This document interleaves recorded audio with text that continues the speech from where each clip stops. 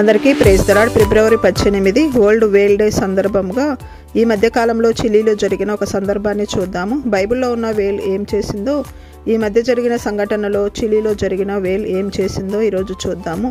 ఈ వీడియోలో తండ్రి కొడుకులు చెరొక బోట్స్లో సముద్రంలో ప్రయాణంలో ఉన్నారు. అనుకోకుండా కొడుకు ప్రయాణిస్తున్న బోట్ మీద ఒక వేల్ సడన్గా దాడి చేసింది. ఈ సంఘటనను తండ్రి వీడియో తీశాడు.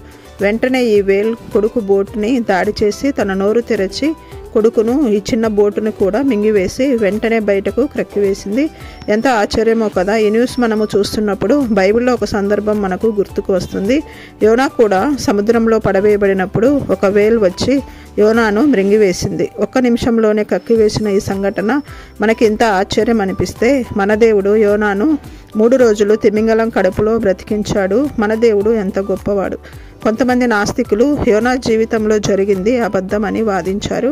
అయితే ఈ సందర్భాన్ని చూసినప్పుడు యోనా విషయంలో దేవుడు చేసిన ఆశ్చర్యకార్యం ఖచ్చితంగా నమ్మవలసిందే. కీర్తనలు 69వ అధ్యాయం 14వ వచనము, అగాధ జలములలో నుండి నన్ను తప్పించుము అని దావీదు చెప్పినట్లు నిజంగానే దేవుడు పైన జరిగిన చిలి సంఘటనలోనూ యోనా విషయంలోనూ దేవుడు తప్పించాడు. మీకు ఈ వీడియో కనుక నచ్చితే లైక్ చేయండి, షేర్ చేయండి, మన ఛానల్ని సబ్స్క్రైబ్ చేయండి. మీకు ఆత్మీయంగా మేలు పొందినాము అనిపిస్తే కామెంట్ చేయండి. Praise the lord.